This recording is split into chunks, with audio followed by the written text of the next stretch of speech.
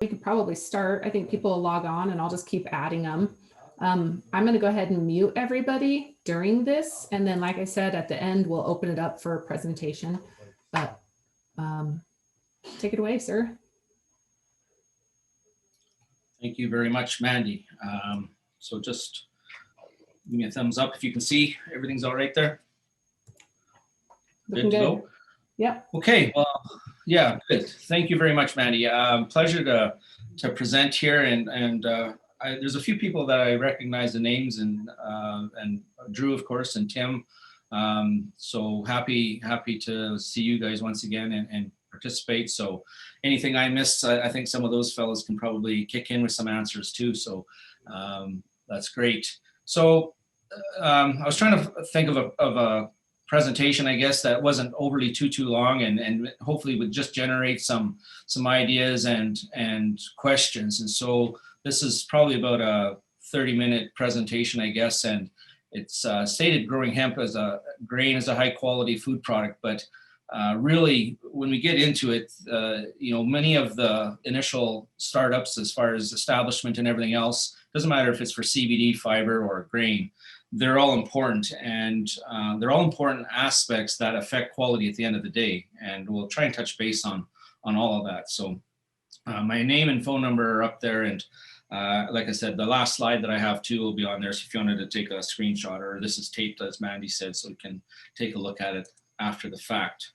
So there's two companies that I work for. Hemp Production Services has now changed our name more to HPS Food and Ingredients. Coming up in the not too distant future, we're going to be involved in some additional plants and crops to grow. Our hemp breeder that is employed, I guess, by Hemp Genetics International is also a very well-known, very worldly known pulse breeder. He's been very successful in the breeding of lentils, and we're looking at some faba beans that show some extremely good potential in regards to using them for human consumption with low tannin and low visine and low convisine. And so we've got a field of registered going in at my place this year. And so within next year, we'll have some commercial production. And faba beans are an excellent nitrogen builder for organic situations too. And so trying to look at some additional crops that fit in well with the rotation and the theme of essentially plant-based proteins. So I started working for both of these companies in 2015. And prior to that, I spent quite a number of years, a little over 20 years, with the province of Manitoba as a diversification specialist that morphed into the hemp specialist for the province. And so in 1998 is when hemp was legalized back in Canada, and it was an applied research station that I was running. And so we had a group of farmers in the area that I'm from, the Dauphin, Manitoba area, that were very interested in this crop. And we're very challenged where we are with regards to frost-free days. And we needed a cash crop that would, kind of go along with canola and wheat, were the two main crops that were grown. We're just slowly getting into soybeans now. Again, we probably have 90 to 100 days of frost-free days. So pretty short, and hemp fit the bill quite nicely. We're blessed with stones. I'm of Ukrainian descent, and my ancestors passed up all the great land around Winnipeg and Portage la Prairie, and because there were no stones or trees to build any houses there, so they come out to the parkland area here where we have some trees and topography and stones, and so growing potatoes and everything else just wasn't an option for us here. But not very often a stone is going to cause you an issue in hemp. There will be, and I'll point out why, but generally speaking, for grain production, your header's off the ground by 6 feet or so, and so really not an issue. So that's kind of my background, and to just I guess tap it off too. I farm here with my brother-in-law. He's a seed grower. We're a seed cleaner, senior seed processor.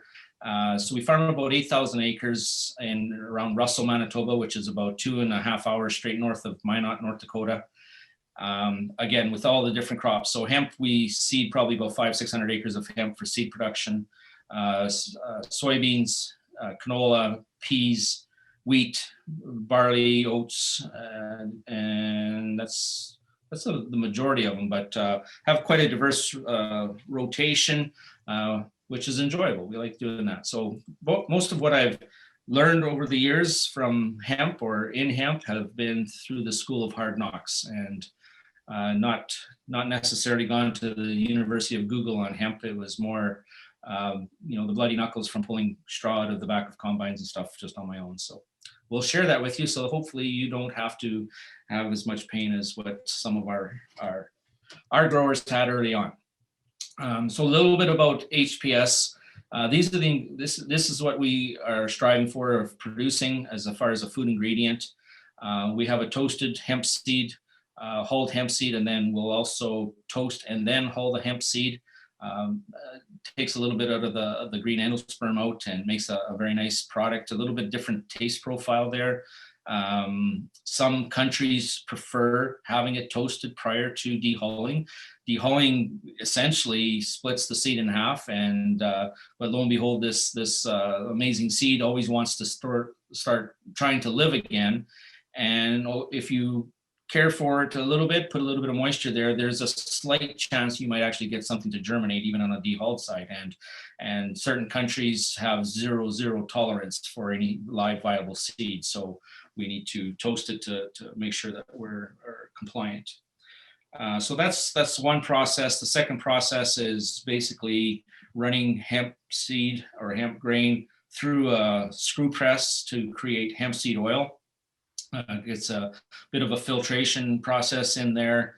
And then the meal that's left over, we run it through a hammer mill, grind it up, and then we will sift it into the different protein powders. So currently, just with the screens that we have a hemp seed powder at about 50%. And we've done a lot of interesting stuff, I guess, over the last 8-10 months, and we will soon be coming out with a very nice product. It's almost the same color as the toasted hulls, be about 80 to 85% protein powder. So we're quite excited about launching that. It's a few months away, but it won't be very long before that hits the shelves too.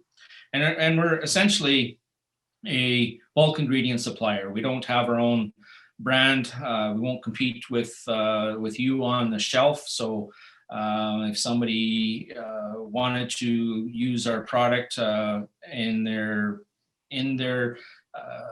food product as an ingredient, that's what we're here for. So that's our main focus. And again, nothing, you won't see an HPS label on your grocery store, but you can certainly put your label with our know-how behind it as far as providing a good quality product.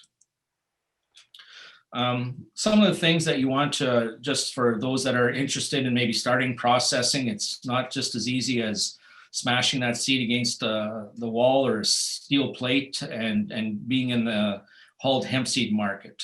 There's quality measurements that need to be met. And what we want to do is make sure that we have a very safe food product that consumers can trust. And we want to make sure that it's a consistent product. And part of the consistency comes in with things such as these yellow seeds or brown seeds. And that's caused by oxidation. So if the seed was handled a bit on the rough side, whether it was a smaller auger or for whatever reason, maybe too dry, or maybe you had your concaves a little too tight in your combine, you crack the seed coat, allows air to get in there, and that's what happens. They turn brown or yellow. And that's what gives hemp kind of a bit of a bitter taste. So the peroxide value goes up and the shelf life goes down with that. So you want to avoid overhandling the seed. You want to make sure that it's dry. There's other things such as the shell fragments. So that's exactly what we do is we take that hemp seed, throw it against a steel plate in a cyclone, breaks it in half. And you can see hemp is called a nut because it does look very much like a peanut or a sunflower seed where there's two halves to the seed once it's broken open. And what the objective after that is to separate those shells from the meaty part that that is kind of has more of a creamy, buttery with a nutty flavor to it product. And you don't want those shells stuck in your teeth, or you don't want consumers to have shells stuck in their teeth. And then the final thing is just making sure that you clean it to very high specifications. So stuff like, and we'll look at sclerotia bodies on the agronomy side. They can break off. They can get to be the same size as hemp. They can actually just about be the same color. Sometimes very difficult to clean out. And anybody who's had a bag of sunflower seeds taken in a sclerotia body, you certainly know when you hit that sclerotia body, it's a real bitter taste. It's kind of just a real kind of a gross thing. Now, it's even worse in hemp though, because when you open up a bag of hemp hearts and everything is so nice and creamy white or creamy colored, and you see what looks like a basically mouse excrement in the bag, that's exactly what you think is happening. And so it's just, there's a lot of calls that go into QA. So making sure that we clean to an extremely high standard, and for us, that's 99.95% purity is what it's clean to. Looking at the stuff that we can't see, but we can see under the microscope, and these are the microbiological limits that have been basically established by the industry in Canada, adopted by most. This is not a national regulations, but Health Canada has accepted a lot of these. So peroxide value, as mentioned, it has to be less than 4 MEQ per kg. And again, that is what determines the shelf life of that product. Anything over that, and then you start running into rancidity sooner than you would like. Standard plate count, so a lot of the different mold and yeast and everything that starts to grow. And all of these are, kind of ugly words: coliforms, salmonella. We know that there's been instances in the past where people have gotten quite ill from a lot of these diseases. And obviously, we want to make sure that hemp is a safe food product. There is very, very little, if no, kill stock within hemp. It's a raw product that comes from a farmer's bin, gets cleaned in a third-party cleaning facility that cleans other crops. And then from there, it gets dehulled and then put on a consumer's plate. So there's no heat to damage the nutritional value of hemp, to mess up with the omegas or the amino acids profile. And so we want to keep it that way, as nutritious as we can. And therefore, that's the main reason that we're not treating any of this with any chemicals and or excess heat. But that's the good part, is that it's a good raw food product. The bad part is that we are subject to having a food product that can have some of these issues.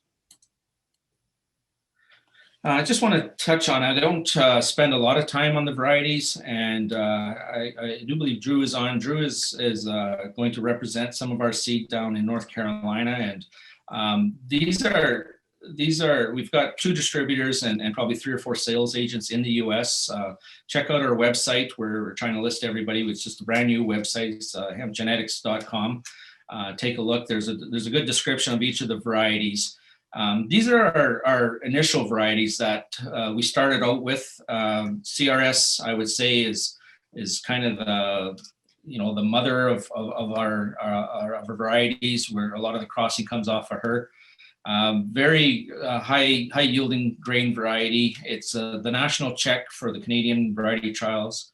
It seems to be always in the top 4 or 5 varieties in any of the northern US research trials that I've put it in. It's a large seeded.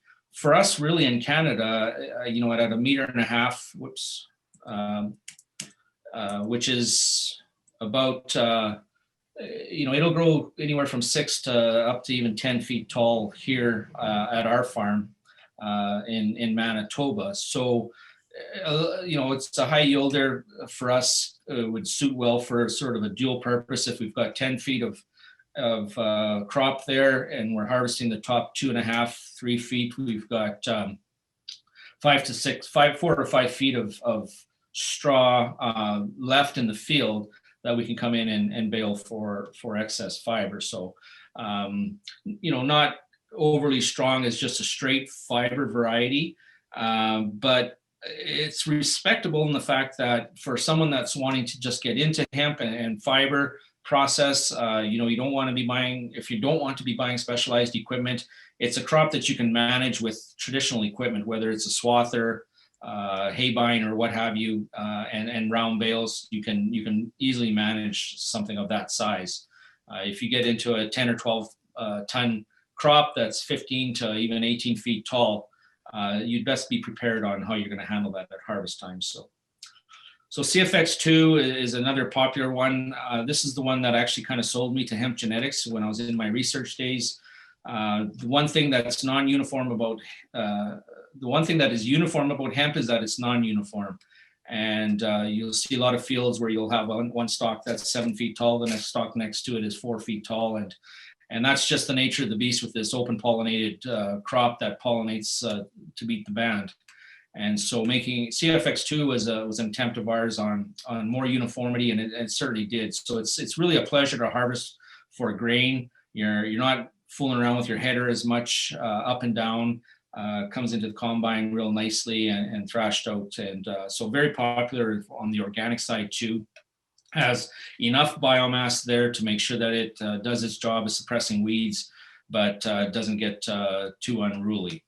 CFX1 is one in between there, a cross between CRS and CFX1 gave us CFX2. So again, nothing high in the CBD. You can see too, they're traditional, definitely industrial hemp plants. And then from that, we came into some shorter varieties, and what we tried to do here, because we do have the options in Canada now for herbicide tolerance. And so there's a few herbicides that these newer varieties are much more tolerant to. They're shorter stature for sure, closer to the 4 to 5 feet tall. Just south of the border on our farm, I would say 5 to 6 feet tall for Catania and Grande, and Piccolo just slightly shorter than that. Good seed size, very good yielders also, always within probably 5% of CRS1, but with a little less height to them and a little less fiber. Once again, just another bit easier to harvest. And I'll show some pictures of where we don't have really the issues that I'm going to show you with these shorter varieties that have this good herbicide tolerance. And you kind of need those two to go together. If you're going to shorten the crop and you're going to have a smaller plant, it's taking away from that plant's ability to suppress weeds. So having something in the toolbox with regards to herbicides is an option. So on the organic side, we would look more at our C varieties, I call them, grain, straight grain varieties. These will do the trick. So that's kind of the one and only. We've got seed the other side of the border. Currently, we'll probably be shipping a few more trucks or a couple more trucks down yet before spring planting. So again, talk to Drew or talk to myself, and we can hook you up with some seed if we can get it across the border in time, which is always our challenge. So, and of course, the distributors have some product ready. All right, so this is now, I put my extension hat back on and my sales hat I put aside for a bit here, and let's just talk about how, as farmers, what we do to try to get a higher quality product, whether it's for food fiber or CBD. And so obviously field selection is quite important. Crop rotation, we can't be growing hemp on hemp on hemp or any other crop without a difference in rotation that keeps Mother Nature on her toes, keeps disease on her toes, insects, and hemp fits in very well on the rotation. For the most part, I would suggest that it should be treated as an oil seed. It is susceptible to sclerotinia. Botrytis is probably the biggest issue. And so taking that into consideration as far as your crop rotation. Variety selection is important for what I just mentioned, both for herbicide tolerance, for and also for disease. There's some subtle differences with both severity and incidence between crops or between varieties. Again, I've been doing a lot of the testing on the Canadian varieties in particular for 20 some years, so I have a fairly good idea on which, and I'm not saying that ours are the best. We're susceptible to disease.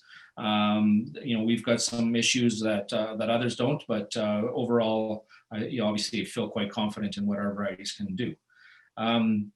seeding, how you're going to seed, row spacing, spacing within the row if you're using a planter. What are those options? Fertility is very important, whether for whatever revenue stream you're growing for. Also, we want to make sure that hemp is competitive and can outcompete those weeds. And so fertility and weed control, those are the two that are kind of a bit of a pet peeve for me, where you get a lot of misinformation, particularly again on the internet, where hemp does not require any fertility. I've even heard people go as far to say that hemp will actually produce nitrogen in the soil. It is not a legume. It does not produce nitrogen. It actually uses an extensive amount of nitrogen. It requires a lot of nitrogen to grow, which is not a bad thing. It is what it is. It uses phosphate. It uses potassium.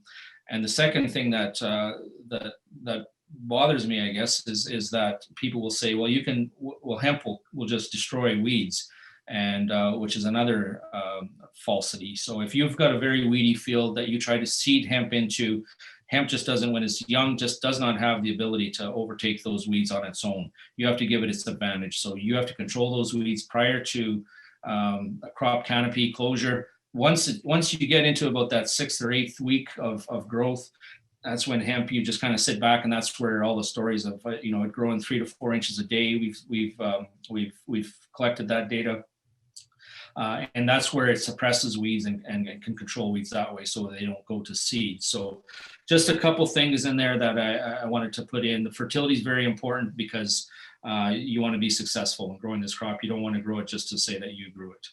And then harvest, we'll get into that as far as harvest management, how to harvest, and then how to handle the grain at the end. So what's, first of all, ask yourself, what's the market demanding? And we can talk about that in the question period here. And then what can you do to supply quality hemp? So again, I suggest it's a systematic approach, proper planning, particularly agronomics, and then learning about harvest and storage practices. And that's a very important one, right from fiber to grain to CBD. And everybody's got tips and tricks, and I'll try to share more, I guess, on the grain side of things. And hopefully we've got some additional people here that we can share ideas on fiber also. So what do I ask a farmer if I'm sitting across the table from him and he's planning on growing hemp for the first time? These are the questions that I'll ask. What is the crop rotation history on the field that they want to grow? Is there anything in there that I'm going to say might cause a problem? And for an example, with our shorter crops there, growing hemp after wheat can cause an issue. We have a gluten-free product in our hemp hearts, but if you cannot control the wheat and you happen to have some wheat that maybe doesn't fill out quite as good, it's maybe a little bit light, shriveled up, it can still get passed, it'll be harvested, doesn't get cleaned out, and then all of a sudden you have a gluten product in a non-gluten package. And so that's where the issue rises there. So we try to get farmers to grow, say after oats is a very good one. We'll even grow after canola. That's it's not really necessarily recommended because you got an oil seed on an oil seed, but it can be done. Herbicide history is another big one, making sure that you're not putting hemp into something that had some residual herbicide the year before. Hemp just doesn't like a lot of herbicides. That's why it's been kind of difficult. We're working with a minor use program, but there's very limited amount of herbicides that you can use on hemp for that reason. Fertility, we talked about. Don't pick the least fertile field unless you can bump up those levels, and don't seed it into a problem weed field or a very dirty field, expecting hemp to clean it up for you. And then trash management is really at the end of the day. So we want to turn that, what we call trash or a lemon, we want to turn that into lemonade. How can we monetize that? So is there opportunities there for dual purpose and have some revenue stream with fiber? So this is what we look for as far as what type of soil I'm looking at. And a moderate soil, clay loam soil seems to be ideal. You want to try to avoid heavy clays as much as possible. One of the biggest issues with hemp is cold and wet soils, and predominantly wet soils. It just does not like its feet wet at all. So sandy soils work well, but if you don't have the moisture to go with it, You don't have the water holding capacity within that soil, so you want to make sure that you have some sort of an irrigation option for you. Non-saline, really just anything that is a soil challenge will show up in a hemp field. If you think that you have a perfectly level field, I guess, as far as nutrients from side to side and no blemishes in that field, you just plant yourself a crop of hemp and it'll certainly show you where you might have some issues. So another one is compaction. This is an air seeder in action here in the picture. We'll loosen the packers off. If we move from wheat to hemp, we'll loosen those packers off so we don't pack the seed row as much as we do wheat. Wheat, we want a very tight soil to seed compaction there. With hemp, it just does not like that a bunch, and so we loosen off those packers. And again, this is probably one of the biggest issues, is just excess moisture. And it seems that we can't have a rain event without being a major rain event. So, back in the days, I guess, and we could maybe get a half to 3/4 inch or an inch rain in a day and a half, and a nice gentle rain where the soil is able to absorb the moisture and infiltrate into the soil. And now we've got an inch and a half in 5 minutes or less, a lot of times, which leaves ponding. And so anywhere that there's some ponding for an extended period of time, we can have chlorosis of the growing point, which is in the middle of the plant, and then it just starts to deteriorate after that. So you get stunting, yellowing, stunting, and then eventually possibly death. And of course, that's where the weeds come in. If this is a fiber crop, you don't want to be harvesting in a bunch of grassy weeds, stuff that does not is not going to be beneficial as far as a hemp textile or running through a decorticator.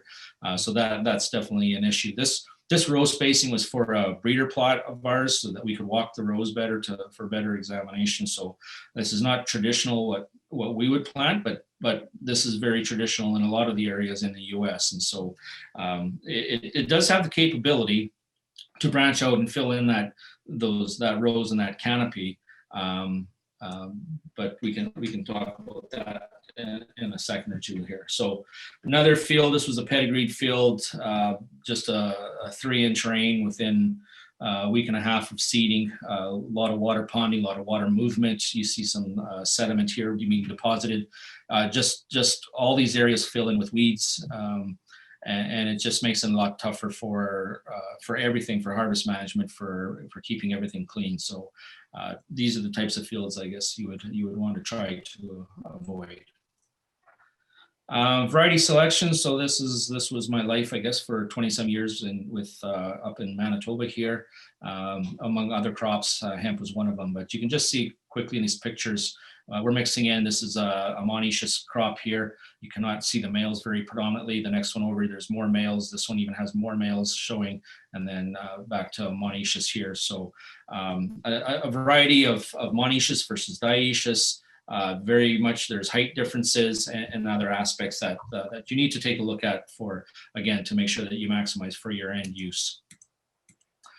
So hemp research is pretty scarce. It's getting a little bit better. It's been one of my, I guess, go-tos. Is one of the first things I wanted to do as our company came into the US in 2016, I guess, was the first year we started shipping seed. I really wanted to get to know a lot of the research institutes. NDSU actually came up to my farm prior to me joining Hemp Genetics and formed a relationship. So we've been growing our varieties with NDSU, I try to help them out as much as I can as the mistakes I've made in the past and some of the ideas that I might have for research ideas, and it goes back and forth, and I'm able to get some data. So just like any crop, I like localized data.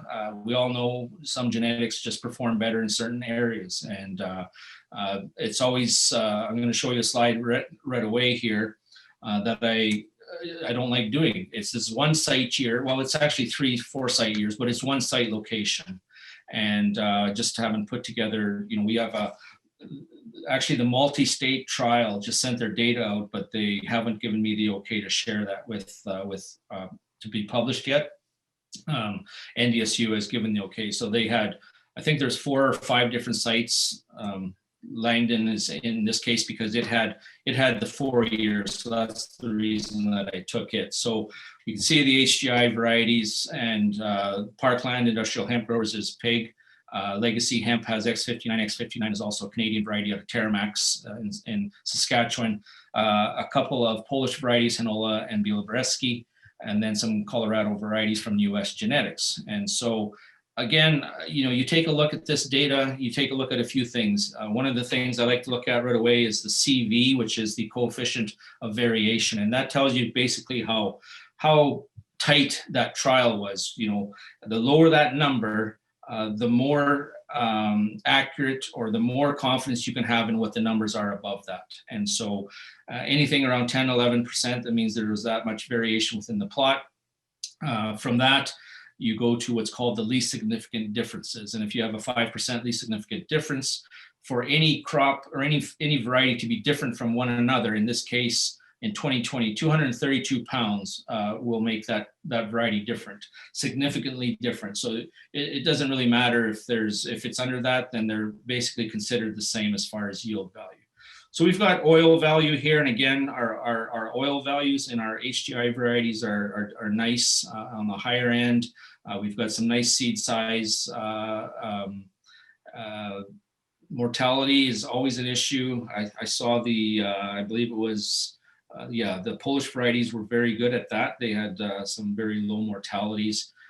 So as I said, there's no true one variety, and I'll say that even for ourselves, that's going to suit everybody's goal. And just do your homework and try to learn as much about the varieties and how they do in your area as possible. And the more years data that you have, the better decision you can make. So in Canada, we have it's called the LOAC or LOAC list of approved cultivars that we can grow. And everything in Canada has to be pedigreed seed. So in that way, all seed that is grown at the pedigreed level, so whether it's breeder, registered foundation, or certified seed, has to be tested for THC. At one point, they were completely exempt, and you'll see our CRS1 here, CFX2 and CFX1, they had enough data that they no longer had to be tested. But there's been some changes in Health Canada, and they've rejigged their recommendations and regulations. And so now they're saying that all varieties have to be tested at the pedigree level again, even if they have shown that they've been stable. So pedigree means it's AOSCA pedigreed, and to be a pedigreed seed, it's third-party inspected. The three standards are uniformity,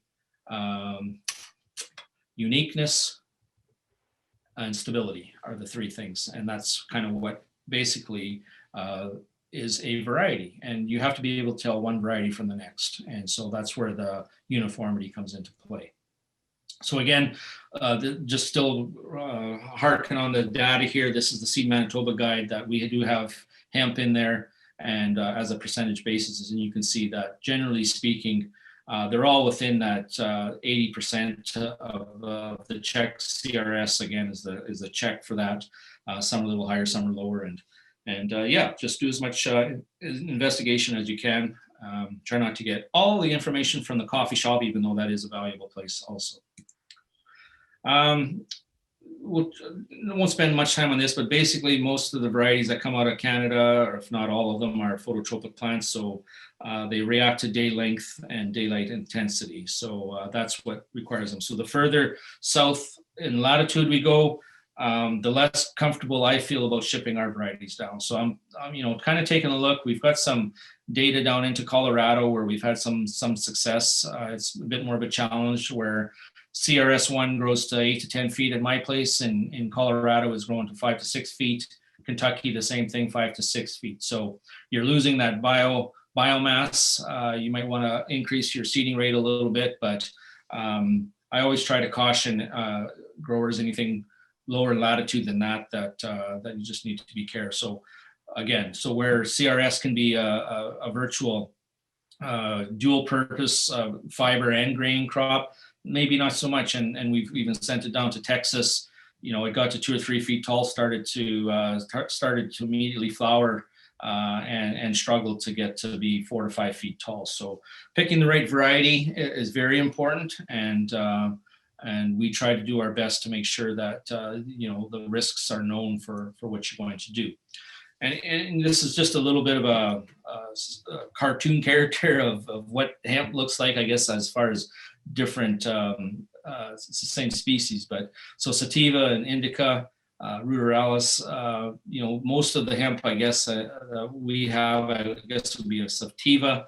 A lot of the CBD hemp has the shape, and I'm not saying it's all indica, but it has the shape of a Christmas tree, which is a lot bushier and a lot more flower material, and much more suited for that cannabinoid production. Whereas this isn't a great picture of what we would like to see. What I would like to see is a very tight seed head, maybe that looks like the indica here, about the top quarter, and put that in the top third of the plant, so that when we're harvesting, we're cutting just below where that seed head is, and then we've got the rest of the material if we can use that for fiber. But it helps if we start pulling in all of this fiber. Say this is a 10-foot plant, and that's going through the combine.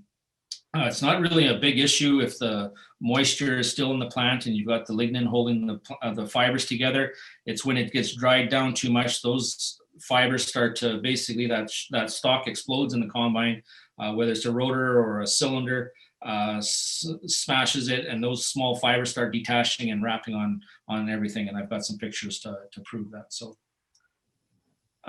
So this is just another example of picking a right variety or knowing what to expect, and different seeding rates. So the picture on the left here, this is an LOAC evaluation trial where we've got both CBD cultivars that are looking to be approved in Canada versus grain and fiber varieties that are looking to be approved in Canada. So we grew them out in a 3-replicate trial.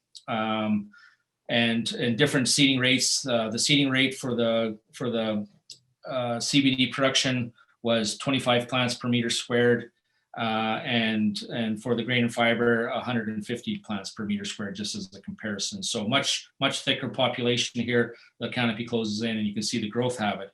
Everything was seeded at the same date, but the grain and fiber, first of all, they're competing against each other, but just seem to have a bit more rapid growth than a lot of the CBD varieties. And there's definitely differences within germination and vigor and mortality. So, but at the end of the day, this is what the plot looked like, and you could hardly tell that there was any issues within there. So again, those CBD plants just, they just ballooned out. They had the space to do that. Took up a lot of that space, still have some very excellent weed suppression in there. This is the exact same angle, so everything on the left of my mouse here is high CBD, and kind of caught up to here we've got one of the fiber varieties, a nice taller variety, just at the top of the right hand corner. So just give it a chance, and some fertility, probably have about 150 pounds of available N on this plot. Yeah, just a nice green color, and seems to be flourishing well. But this wasn't really taken to yield. It was really just to figure out what the percentage of THC was for the LOAC data. So when seeding, it's always of a concern to us to make sure that the soil temperatures are warm enough for hemp, and we always suggest that they should average a little over 10 degrees Celsius or 55 to 60 degrees Fahrenheit for a period of time. So that, doing that, and if you've got some moisture there and you seed 3/4 of an inch deep or so, hemp will come out of the ground, within 4 to 5 days for sure. It pops out quite quickly, and that's what happens, and you've got some good weed suppression. So for us on the grain side of things, we're saying seeding about 25 to 30 pounds, and that's without any herbicide options. That extra 5 pounds puts an extra 4 or 5 plants per foot square to help compete with weeds, and that's your herbicide that you're paying for there. Higher seeding rates for fiber, and I think this one still could be, every time my mouse does that for me, sorry. The old spinning wheel of death. So higher seeding rates for fiber, probably in the range of 40 to 50 pounds. Again, depending on what quality of fiber you're after. For the textile industry, you probably want, a predominantly, fiber-only plant. You want to seed it very tight so that it's battling with its neighbor for sunlight that stretches the plant out. The plant, or the space in between each of the branches is called an internode, and you want those internodes to be stretched out as much as possible. That's where your long bast fiber is, and particularly for the textile industry. If you're growing a fiber crop predominantly for either herd, or it's being hammer milled together with the long bast fiber and herd, not as big an issue, I don't think, for seeding rate, other than just making sure that you got weed competition and enough there to make it worth your while. So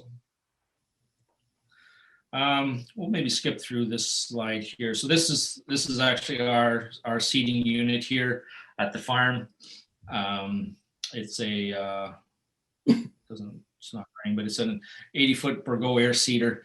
The only thing I wanted to mention here, and you saw the last statement, is to lower your fan speed. So if somebody's using an air seeder, it's in the secondary manifolds here where these white hoses are on the implement itself. There's a little cap on there that's just held on by a couple clips, and you pull those clips off and look inside. And if you're going to have any cracking, that's where it's going to occur on this implement here. So you can change the speed of your fan that delivers the air, that delivers the seed and fertilizer into each of these individual hoses. And you just want to make sure that you have enough volume so you don't have a plugged hose, but not enough that you're making coffee in there, which is actually your hemp seed getting smashed. And so that's just a little side note of where to check. And if it's bouncing around too much in there, that's obviously going to affect your germination and emergence after the fact too. So if those are wondering, this is our nitrogen here. This is anhydrous ammonia. It's 82% in anhydrous ammonia is how it's carried. So it's carried in a gas form, and once it hits the atmosphere, it goes liquid nitrogen, and then it just attracts to the molecules in the soil, the water molecules. So just some data to back up my claims of how much nutrients or what the fertility needs are for hemp. So this was done in about 2005, some of the taller hemp crops that came in, but we compared it to canola. So total plant uptake and kilograms per hectare, take off 20%, and it's essentially pounds per acre. So we can see we were able to see that hemp was utilizing up to 200 pounds per acre of nitrogen through the growing season. So that's including stalk, leaf material. We collected everything, seed, and analyzed everything, and that's what we came up with as a value, as compared to canola, which is about 120. So we increase our nitrogen rates by 20 to 30% from a canola crop. The grain, this is important to know what you're taking off the field. So when we harvest the grain only and leave the fiber in the field, if there's a chance for there to be some moisture, some retting, we're only taking 40 pounds of nitrogen off. So that's your replacement for the next year's crop. Canola is going to take about 65 pounds. So a lot of that gets tied up in the seed. The other one, phosphate is kind of 50. You don't want to put too much seed place phosphate. That's going to have an effect on your germination too. Probably 25 pounds of actual P2O5 is as high as you want to go with the seed, dependent again on your opener and your type of soil. Potassium, upwards of 200 pounds. So on these CBD crops or a fiber crop, if we're taking it off green, if there's not a retting process in there, you may best be taking a look at your potassium levels to make sure that you're not mining that soil. If it's, again, so you're only taking 10 pounds off in the grain, but if you take the complete green material, the stalk and everything, that's potassium used for straw strength, moving nutrients up and down, that could be an issue. So into diseases here, and this is the one that I was telling you, the sclerotia body that you can find in the middle of the stalk of a hemp plant here. This breaks in half, and you see that sitting in your hemp hearts. It's just not the most pleasant thing to see. This is kind of what it looks like as far as a botrytis, which is the same disease essentially, but affecting the head. So it gets gray mold on the seed kind of, again, this seed just dries up and it usually blows out the back of the combine and not an issue. And it's like take all in wheat where your eyes go to it. And it seems like it's much more of an issue. But sort of the central plains, it's not so bad. If we get east and west where it's higher humidity during that July, August, that's when you have those issues and so again, both, right now, there's nothing really registered for application on it. Varieties and seeding date seems to have more of an effect. Okay, so this was my combine back in the day, and this is the one that we still use for doing our breeder plots and small plots. We use this one. We have a much newer one, or had a much newer one, but this one I could stick a student in the back. If we happen to plug right under my butt here is so you have the cylinder, and then there's a beater there that pushes the straw back across just a straw walker here, and it would tend to wrap in there. And this one here, even with I don't have exactly the longest arms, but I could reach right across the machine and be able to unplug this machine in a matter of minutes, and so without taking the machine apart. So it works very well. The old KISS philosophy of keeping it simple here works well for this one, for keeping it clean. Upgraded to this in the last little while, I guess, as far as for my seed production on the farm. MacDon headers, what we tend to use. The advantage of a MacDon that I've found is it's got the large draper header, so hemp is able to lie in the draper header very well. Goes down into the middle, and we can feed the center of the combine nicely. So keeping all the stalks as straight going into the combine as straight as possible is kind of the goal. And then on the reel itself, you can get wrapping issues where hemp will just tend to just continue to wrap. MacDon has what's called a flip kit, so you can kind of see that at about this point here, facing the cab, the fingers actually kind of flip over like that. So some combines will actually keep the fingers down all the time, and those seem to cause issues with regards to it'll grab hemp and then it just doesn't let it go. So with these ones, they kind of come up, flip, and get rid of that, discharge the straw and don't tangle as much. So just not critical, but if you're doing 600, 700 acres, it's all time, right? Time you don't want to be spending unwrapping on different components. And speaking of which, this is just the drive shaft on this 9870. Prior to a little thing that we did here. And this is the type of stuff that I'm talking about, where it'll wrap on just about anything. So check out your cleaning fan, which is on the other side of this axle. It'll get in there, start wrapping in there. And the last thing you want to be doing is wondering where hemp is wrapping on your combine. You want to be concentrating on how you get that grain into the combine so you can be doing a better job harvesting it for a high quality. Again, all of this stuff I'm trying to enforce so that we have a high quality product. And when you're worried about where it's wrapping, you're not paying attention to what your rotor speed might be or what the job you're doing. So here we just put some PVC pipe, some duct tape, ipso facto, and that solved the problem. It just had no place to wrap on there, so it worked out really well. This is the beater just behind the rotor in the back of the combine. It'll wrap around that shaft. And occasionally it will wrap around this beater if it doesn't spin fast enough. So all I did there was put on some baler belting to rub the side of the wall, and that took care of the issue of it wrapping there. Knowing what the moisture is for grain is extremely important in producing grain. This is the typical, I guess, grain moisture meter that's in Canada, and probably 80% of the farmers on the prairies here have this particular model because it's the same one that grain buyers use. So, you can pick this one up out of Winnipeg, Dymos Tool and Die. It's relatively cheap. I guess it does other crops too, so it's not just a hemp one. But and you can get the chart where you cross-reference what the dial says compared to what your grain temperature is, and that tells you what the moisture is. And very well worth it for good insurance to know what moisture your grain is at all times. And this is where we have where we store our grain. And so, as I mentioned before about the pectin and lignin holding the stalk together, we try to harvest our crops anywhere from 12% moisture to as high as 18% moisture, seed moisture. And for that reason alone, the stalk stays together. We don't have as many wrapping issues with the crop. It just goes through out the back end of the combine, makes one flip around the rotor, and it's out the back end. So we've got some volatile grain at that temp or that moisture. We've got time, temperature, and moisture, the three things that are going to cause mold and issues. So I won't even, if it's at a high moisture of 18%, I won't even fill the hopper. I'll go about 3/4 of a hopper, dump that in a tandem, get the tandem going, get it into a aeration bin like this. This is a 5 horsepower fan. For every horsepower fan, we use about put about 200 bushels of grain in there to keep it going. If we can add some supplemental heat, we can almost double that.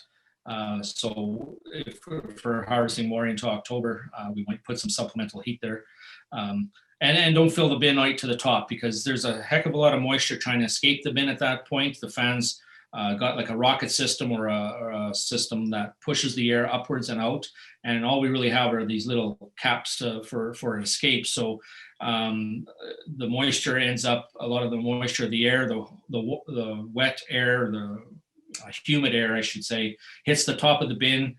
Particularly at night, it'll be a little bit cooler. It condenses and then starts to leak down the side of the bins, and you'll actually get water dripping out the bottom of your hopper the next day. But that's just because you don't have enough exhaust to get that out.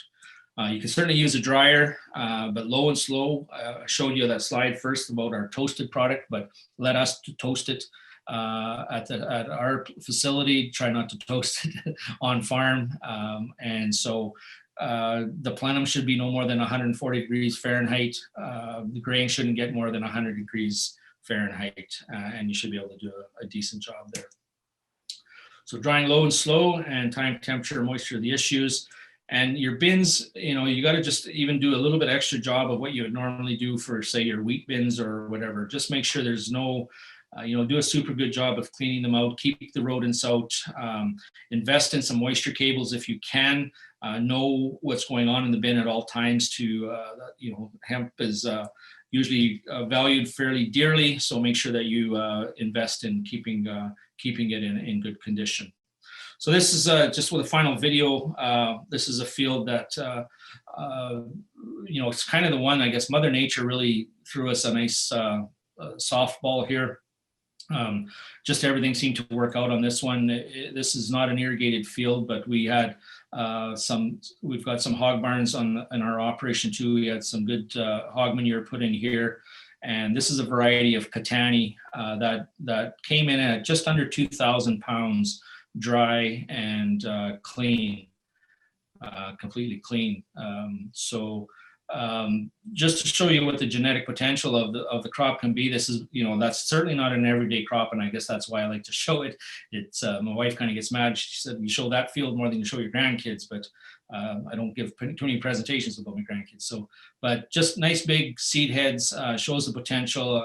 There wasn't a lot of drowning out. It was a south-facing sloped field, and it did really well for us. And so just one that if you're proud of it, you might as well show it off a little bit. So farmyard that we're at is just in these trees here.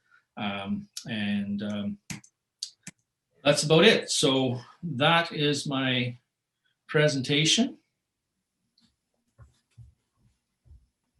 Let's stop the share. And yeah, open her up. Hopefully after lunch, maybe some people got a little sleepy, but that's fine. It's the joy of working out of the house too. So yeah, I'd be more than happy to try and answer any questions. And it kind of focused it a little bit more on the grain side, but part of my research experiences was on fiber also. So I have some experience there. Hopefully can answer, and really, I guess, genetics. So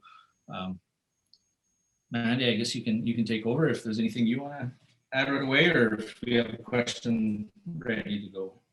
Yeah, does anybody have any questions specifically that they want to ask? I will open it up for kind of discussion style. If you'd rather raise your hand, like I said, for those of you maybe that missed out, is I don't have questions set aside because I messed up on Zoom and changed some things. And so the questions you guys registered with, I don't have access to right now. So go ahead, Tim. Yes, please. You're on mute, sir. Let me make sure everyone can. I think you're just on mute there, Tim. Let me make sure. Now try, Tim. There you go. Thank you. Can you hear me now? Yep, gotcha. All right, Jeff, we had some of our grain last fall started to germinate, the stuff that was on the ground. in early December when it was 32 degrees, 35, 40 degrees. Have you ever tried to plant at 45 degrees soil temperatures to get a jump start on the weeds? Yeah, actually even took it one step further and tried to dormant seed, Tim. So we saw the same thing, and it contradicts exactly what I just said.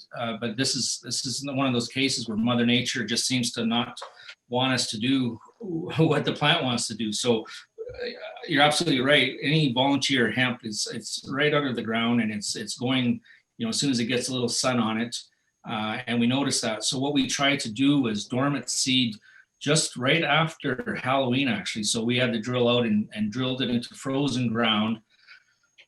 Excuse me. The first year we had just spectacular success. We had a snowfall, I think it was on November 3rd, 2 or 3 feet of snow right away, good insulation.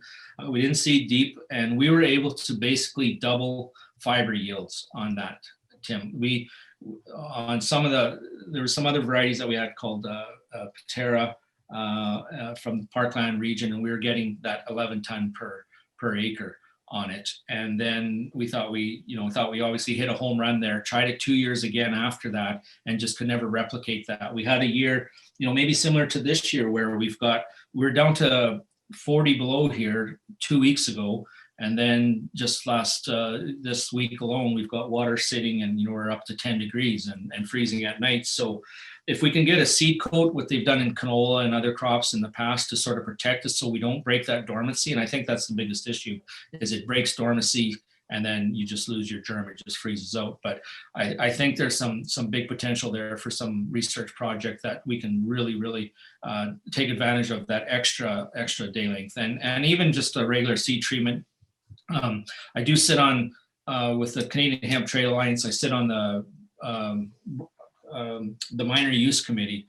And so we're looking at some seed treatments just to help smooth out that vigor a little bit, increase germination, and be able to plant in some maybe not as perfect conditions that we seem to have to establish. So it's a great observation, and yeah, there's possibilities there, I believe. All right, thank you. Yeah, you're welcome. Frank, I saw you unmuted yourself as well. Did you have a question? So, I do. What do you, let's look at Michigan. What can be done here, in your opinion?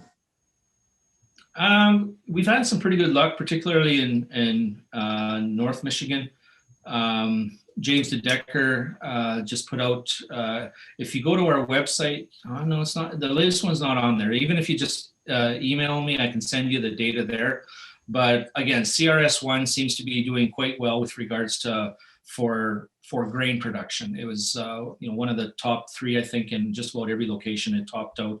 On the fiber side of things, again, there's other varieties, I think, out of Ontario. Didn't quite have as great of grain yield, but provided a little bit more on the fiber side. So Michigan, we're still okay as far as having some good success there. As far as manufacturing, as far as fiber and that, it would have to be transported, or is there some local here that we could be working with? Or is that an opportunity for the marketplace? That's an opportunity. Again, Victory Hemp's kind of likes that area in there too. They've been, we've been working with them. There's a company up in New York, particularly on the organic side. There seems to be still more of a push on the grain side of things. On the fiber side, it's tougher, right? Because anytime we try and haul a bale any distance, we start losing out the economics. So what I see there is, what I see on the fiber side of things is there's twofold. There's huge advancements happening as we speak with regards to decorticating and the capacity to decorticate. The second is having mobile decorticators, whether they're in sea cans or can be pulled over, with a 3-ton truck or a 1-ton truck dually and set up and take farm to farm, where at least we can get that primary processing done and then ship.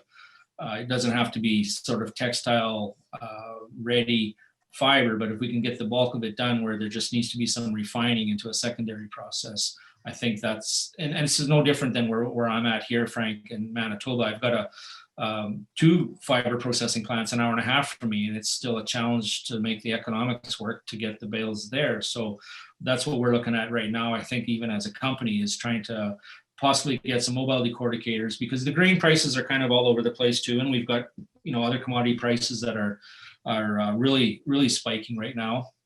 And so it's been making it a little bit more difficult to get the attraction and the acres in there. So I think we have to take advantage of this plant that has the ability to utilize that full plant utilization. So if we can put a couple $100 in the pocket, an acre on the fiber side of things, Right. 600 or 700 on grain, then we're good. Or say fiber and CBD. There's certain varieties that are fairly tall structure and have some decent fiber yield. There's opportunities like that, I think. So there's no answer yet, and it's always the chicken and the egg. There's got to be the market for it to get used, and it just seems to be that I've sure noticed that since the U.S. has legalized hemp, the fiber interest has really gone up. It's not that it's never been in Canada, but I mean, we're 23 years old and growing, and we've got one big processing plant now. And, if you look in a lot of the publications in the US, you see one or two popping up a month, it seems. So. Yeah, I'm aware of a couple going down in the Tennessee market right now, and I'm putting some financing together for a number of those aspects. And do you see any subsidies whatsoever? Or that's first question. Second question is, do you see any First Nation capacity? I think there would be a truly a good opportunity to put jobs and income back into a First Nation property base. Yeah, we've been actually approached by both, and the same thing, I guess, like I said earlier, I'm not sure if you're on, but with the change of your administration, and our administration, green anything tends to get a little bit more attention. So carbon credits, all these other things that come into play is making hempcrete housing, as long as we can make sure that everything is once again done structurally sound, utilize the fiber that way, and whether it's bioplastics and degradables, that's got to help, do nothing but help, particularly for the health of our oceans and everything else. And so I see a lot of opportunity. I see a lot of challenges at the same time. And just, I think we'll get there. It's just the early adopters either get rewarded really well or get kicked to the curb really quickly. So that's always the challenging part, right? So, but there's some very wealthy people that are interested in this crop right now that we can get some very good research done, which is needed. So I'm pleased about that part. Yep. So yeah, great, thank you. I mean, all the time, like as a farmer and as farmers, we can produce the hell out of anything. I think in North America, particularly, like we're like the best farmers in the world, right? So tell us to do something, and we'll do it to a fault, and that is our fault. So give us an opportunity, and we'll get that part done. We'll figure out that part of it. It's the larger companies that have to come to the table also for the processing and the other aspects, in my opinion. Hey, Jeff, it's Drew. I had a question. I'm mostly familiar with cannabinoid genetics, but planting date, it wasn't referenced. When's the optimal planting time for, your primary genetics? And then on the harvest side, being that it's, we're mostly driven by cannabinoid profile as far as making sure it's not hot, but with your genetics, that's not necessarily a concern. So how do you know when to harvest? And it's more for the grain side. So what are the indicators? Okay, seeding wise, this is really where I really challenge, the research institutes to get a seeding trial done. That was the one that I learned the most from. I learned disease control through a seeding date. So you want to push the envelope as far as you can, but you want to make sure that you have a crop at the end of the day. And it's always been establishment that's been the issue. So for that reason alone, I like to see that soil at that 55 degrees. So whether if you're in an area where that's May 3rd for a week there, then that's probably your ideal. For us here in Canada, discouraged. We tried not to even send our seed out to those farmers until after May 15th. So after the May long weekend, tell them to go fishing for a weekend, come back and seed your hemp. Because again, on the photoperiod sensitivity, I've done the seeding day trial where I've seeded May 4th and May 20th and saw no difference in yield. So it catches up. We harvested within a day of maturity at the same time. So that's just hemp's ability as a phototropic plant to do that. The indicators for harvest is probably the tougher one. And it's a question we get asked, or I get asked a lot. And so there's a picture that I had of a seed head. And what happens is there's bract material that's covering each individual seed. And as it matures, that bract material opens up and the seed is kind of just sitting like there. And the first indicator that you're going to get is probably mourning doves. And there's two seeds that are just at the very base of the seed head. And I call them, I used to call them king seeds, but then I got told that it's a female plant, so I better change that to queen seeds. So I call them the queen seeds now. They're the biggest and the most, they're just the greatest looking seeds. And be damned if those mourning doves or whatever chickadees, you'll see them, and blackbirds, they'll start to swarm. And if you see them going into your crop, you're probably 7 to 10 days away from harvest there. So the seed will mature from the stalk and the stem outwards. And so when 75% of the seeds, and again, it's so non-uniform, some seeds are going to be tight as heck and some are going to be wide open, but you got to kind of gauge, walk your field. When 75% of those seeds have opened up, then you're likely in that 18 to 19% moisture range, and you can start your harvest. Your seed is mature at that point in time. Your germination is going to be good. And I suggest that particularly to gain more experience is to err on that side of having it more moist, so that you have it in your possession and then you can do something with it. If you happen to get a wind event, just a sudden freak rainstorm with, whatever, 50-mile-an-hour winds, those big seed heads bouncing across, you can lose just a tremendous amount of seed during that period of time. And if your field's too small, those birds can do a heck of a lot of damage too. So those are the two things that and even Southern Alberta, because they are prone to high winds during that fall season, they'll actually swath hemp ahead of where most of in Manitoba. And if the crop's over sort of 5 feet tall, I suggest using a straight cut header. It's just too much material to swath and put in a windrow and put it through a combine. So that's kind of what my rule of thumb is, that about 75% of the seed is outside of the bract and just sitting there available. And with the late May planting or, mid-May on the harvest side, are we talking about September? Yeah, we're talking occasionally, dependent again on moisture, but usually that, the first week of September, it starts to look, that's when you start to see the birds really come in. Second week of September into the third week is kind of prime, and the same thing. So if you've got multiple crops, if your hemp is ready to go and it's going to go through the combine and you're not having any troubles with wrapping, get it done, get it in the bin and get it on air and take care of it.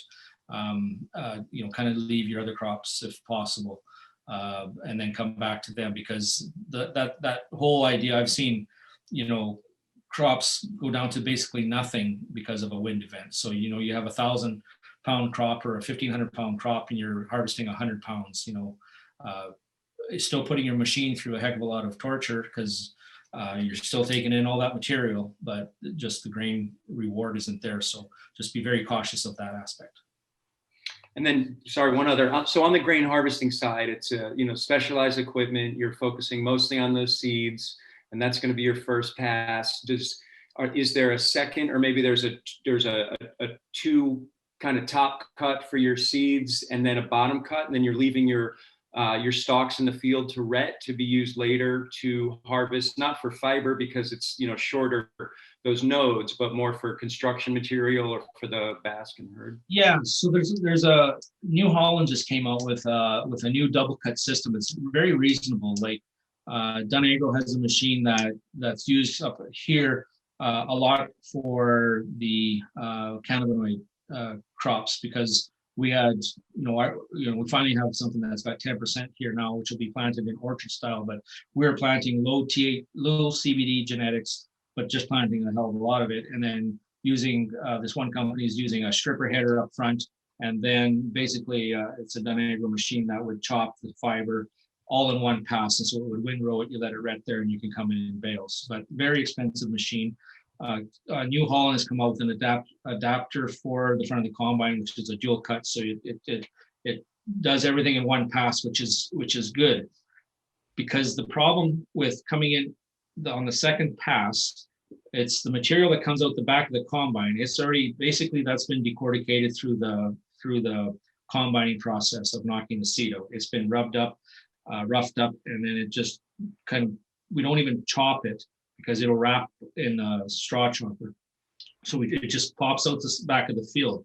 But that's basically like putting a bat of insulation down on the field. And if you happen to get a bit of a rain, it pushes it lower.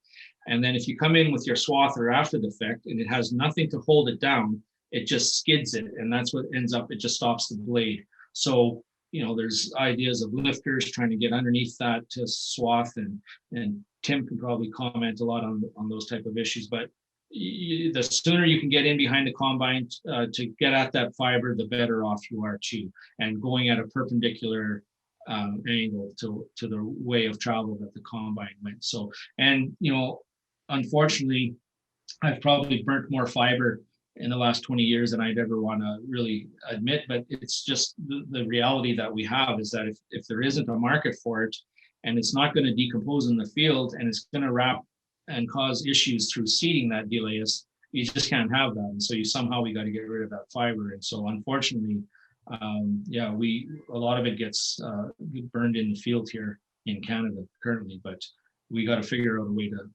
fix that. So I hope that helps.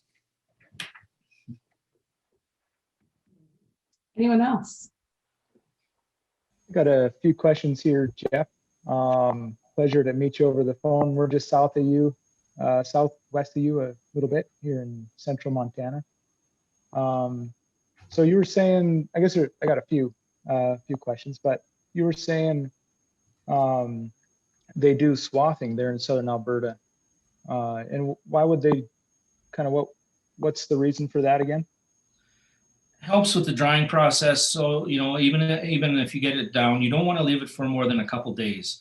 You don't want it to be dry, because again, that's where, particularly for you guys there with that lower humidity during that time,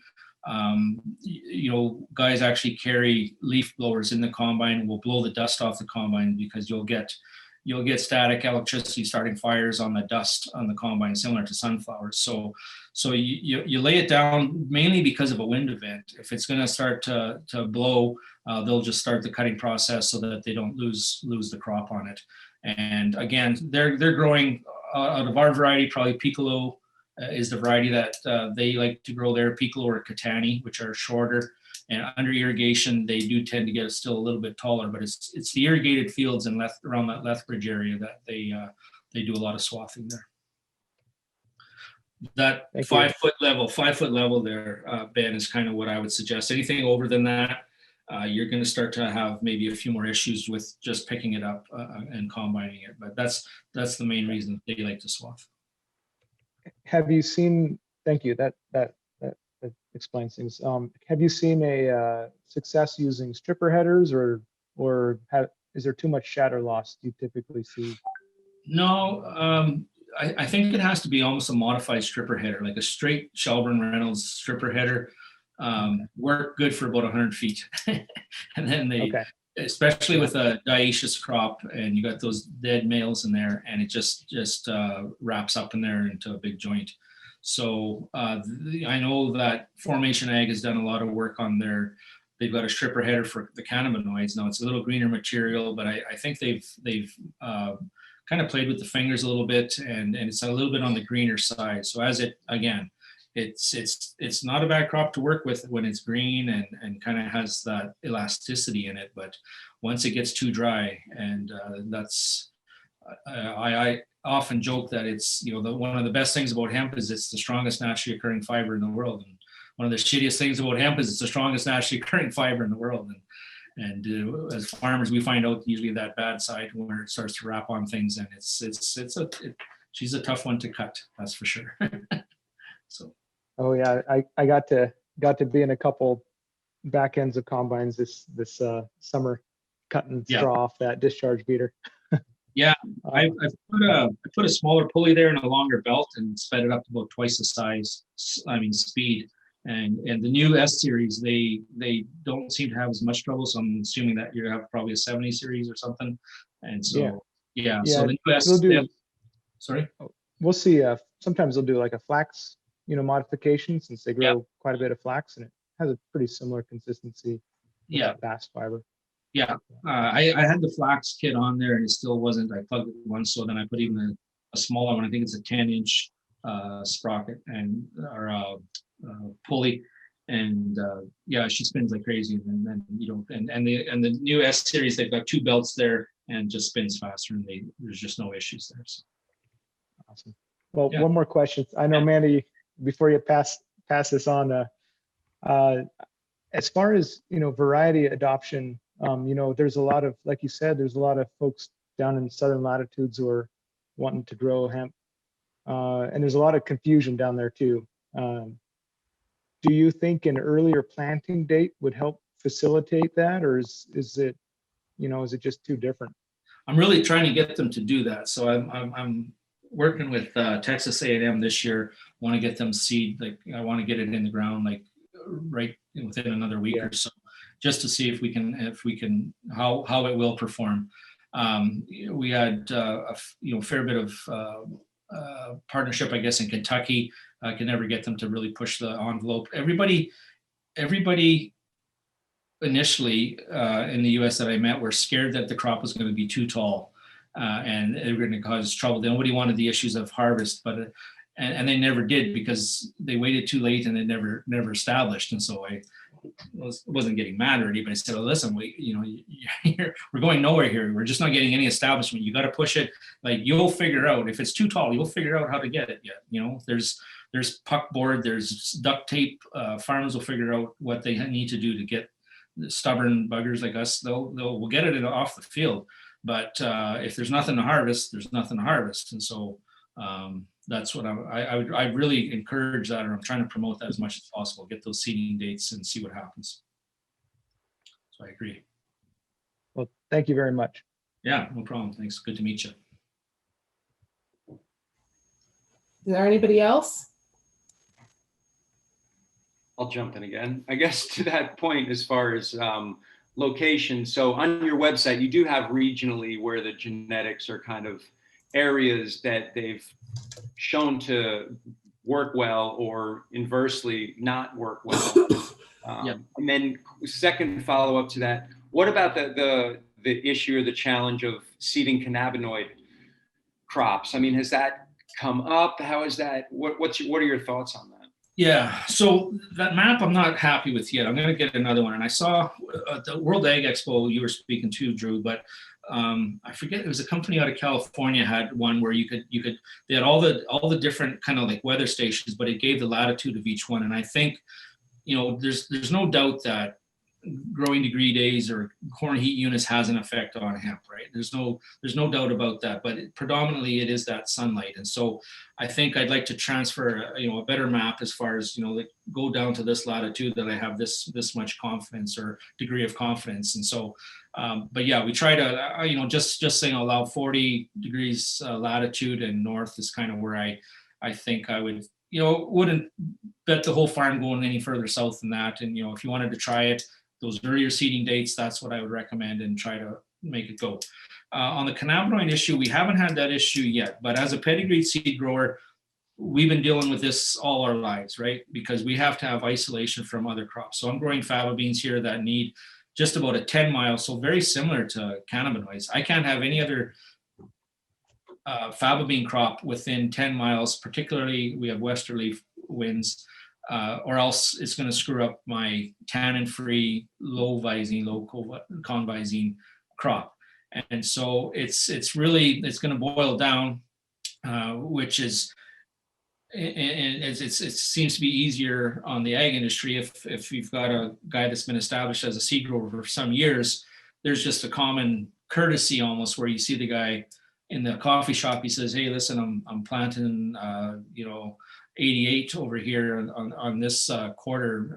Are you putting CRS1 there? It might cause some trouble." So it has to get that way. I think it's much more difficult because of just the different, I guess, demographics that are more so. You see the grain farmers are more the large acre guys, and the lower, like cannabinoid guys, are the orchard style or sort of smaller to a certain degree, and they might even have just a half an acre in their backyard for medicinal purposes or whatever. So I can see it continually being a challenge, and I know that Cornell's doing work on sort of how what that pollen flow is, and it's different for every area. It's going to be different for relative humidity or your wind intensity and stuff. So it just has to be, whether a person can do that electronically now, where the first guy who gets his field labeled there, there's a circle drawn around it that says don't plant any CBD in here, or vice versa. I guess I'm not sure. Yeah, I know the answer, Drew, but it's And again, this is the first year where we've got high cannabinoid crops going in here, so I'll be having much more experience with it from here on in. So Thank you. Yeah. Conrad, I saw you had a question. Hi, Jeff. How you going? Hey, We've just Conrad. harvested. Yeah, long time no see. Yeah. We've just harvested our CRS1 last week down here in Tasmania, and we yielded 2 tons of the hectare, which is really good. We planted that crop end of October, beginning of November, so it gives you a bit of idea of our season. What I'd like to know is, you've used anhydrous ammonia. How much ammonia or nitrogen were you putting into the crop at seeding? So we variable rate everything here, but on the best parts of the field, I'm targeting.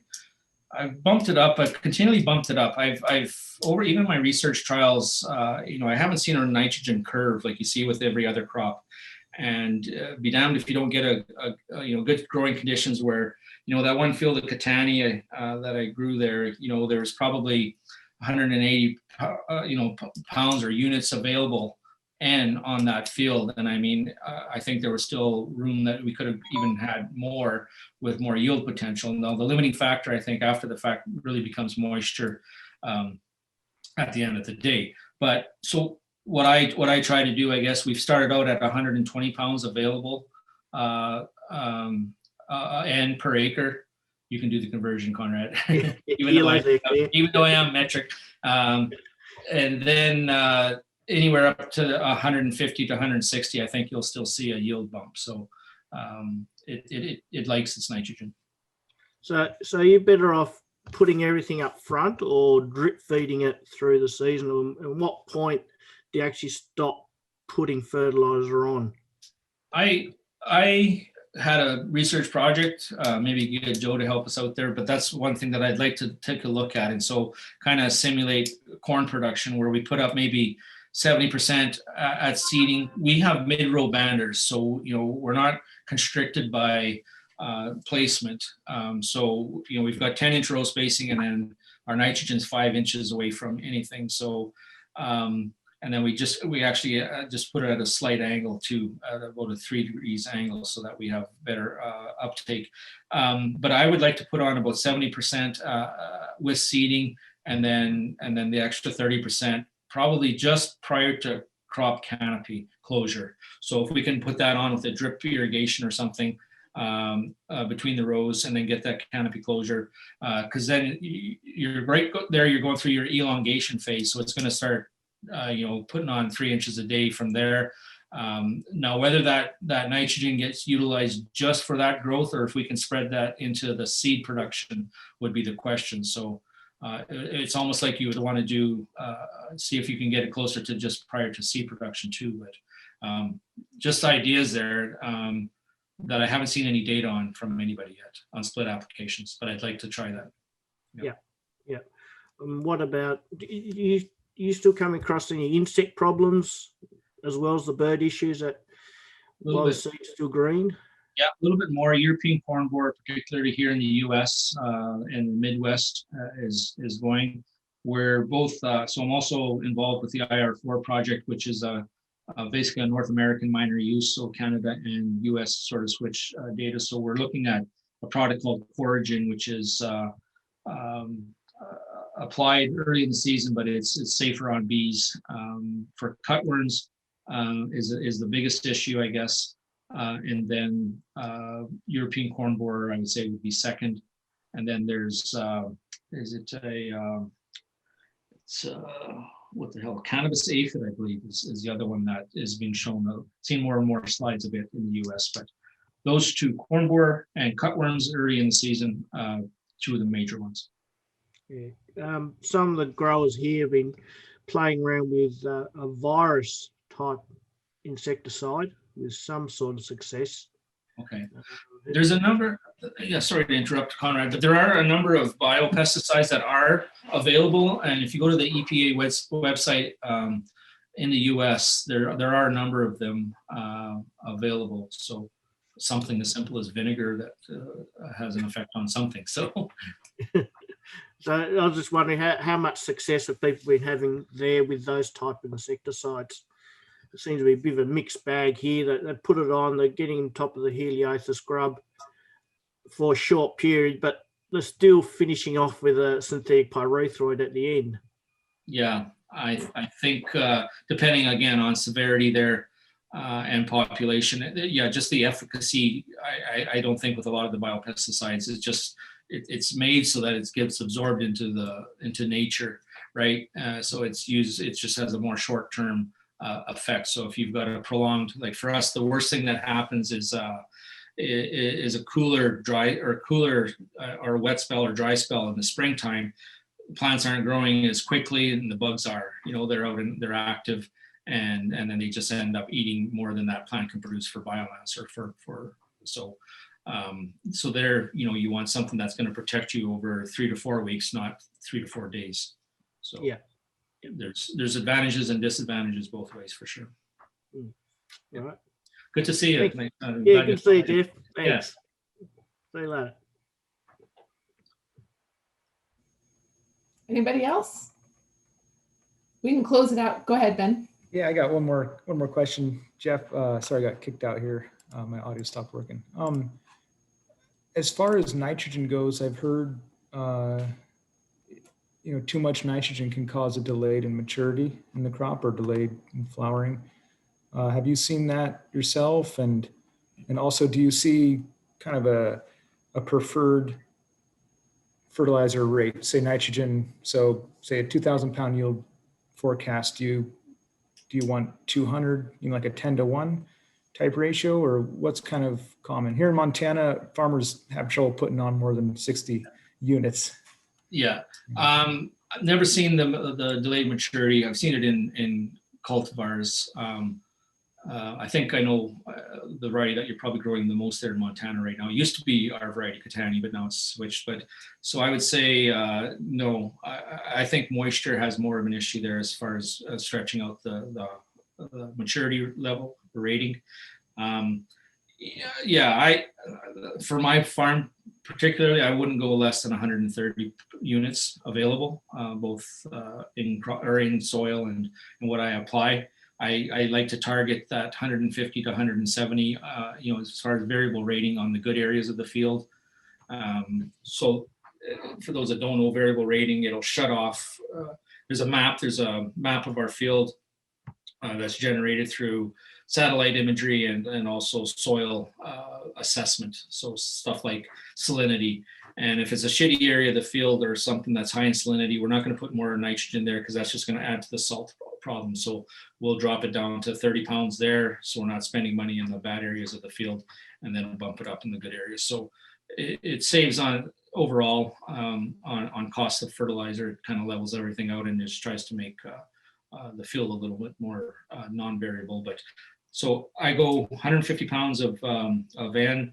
I'll put 50 pounds available of P, of which of P205, of which 25 with the seed for early season vigor. If we can, we'll put a little bit of potassium just to balance out the nitrogen potassium ratio. And then we put sulfur on just 10 pounds, similar to, because we do it with canola. So, and just to keep the sulfur levels up. That's our program. Excellent. Yeah, we've noticed here some places where we get some beautiful stem growth, and then, you know, come August and September, we get, you know, some heads that are about 2.5 to 4 inches long, not much seed and quite a bit of stem. And I'm wondering if that nitrogen might be too low or just too dry. Yeah, probably too low and dry. Probably common. Where else are you in Montana? We're in Fort Benton, Montana, just outside of Great Falls. Yep, been there Yeah. a few times. Do you think timing has anything either on that, or do you put I would say moisture probably for you is more of that issue, I think. And again, like that field, that video that I showed, like we had great moisture, and it's not necessarily, it's right in that June time, you know, and then the water shut off in July. So it just all that energy in that, you know, there's enough moisture there. There's a crop canopy. We weren't getting much evaporation or transpiration. And went into producing seed heads. And I mean, like they were size of small dinner plates, the seed heads in circumference, and just full. I'd never seen anything like it before, and just no disease because the water shut off in July. And so it stayed relatively short. Like I said, it was a phenomenon, I would say. Definitely, I'm not going to take credit for being able to grow a field like that. It just, like I said, Mother Nature just lofted me one that year. But what's you know, I guess planting density, if we talk 10 to 12 plants per square foot is kind of that ideal. That gives it enough space so those seed heads can get bigger. You know, I've had fields where it's been closer to 16 and the yield hasn't changed much, but the seed heads definitely were smaller. So I had more plants, but just smaller seed heads in that case. So I've just backed that off. I like that 10 to 12 for grain production. It could go down to 5 or 6, and I don't think you'll lose on yield. Where you run into an issue is if you got too many weeds there and you don't have that competition. But if you got a herbicide option, 5 to 6, you know, plants is probably still adequate for at least 90% yield potential. Thank you. Yeah, you're welcome. Well, thank you guys very much for joining. I will, like I said, send a copy of this out with notes. Jeff, if there's anything else you want to share, any links or anything that we can or want to add, I can send it out in the email as well. Other than that, I really, really appreciate all of your time. I did add a link for a networking next Tuesday. We have another meeting like this. We do break off in small groups, so it gives you an opportunity to meet people. You guys are welcome to join if you'd like. Other than that, Megan, I see you have your hand raised. Thank you, thank you. You're welcome to, you're on mute, but okay. Well, if not, either way, you guys, thank you very, very much. I appreciate you. Thank you, Jeff. I appreciate your time. Yeah, thank you, Mandy, for having me. And yeah, we've still got seed available. Time's running out. We got to get it across the border if it's a large order. So please get in contact with me. Our contact, Drew, again, he's our contact for us down south. Thank you very much, Mandy. Appreciate it. Absolutely. Thank you, Drew. Also, thank you, guys. Thanks, guys. Take care. Okay, thanks. Bye-bye. Holler if you need anything.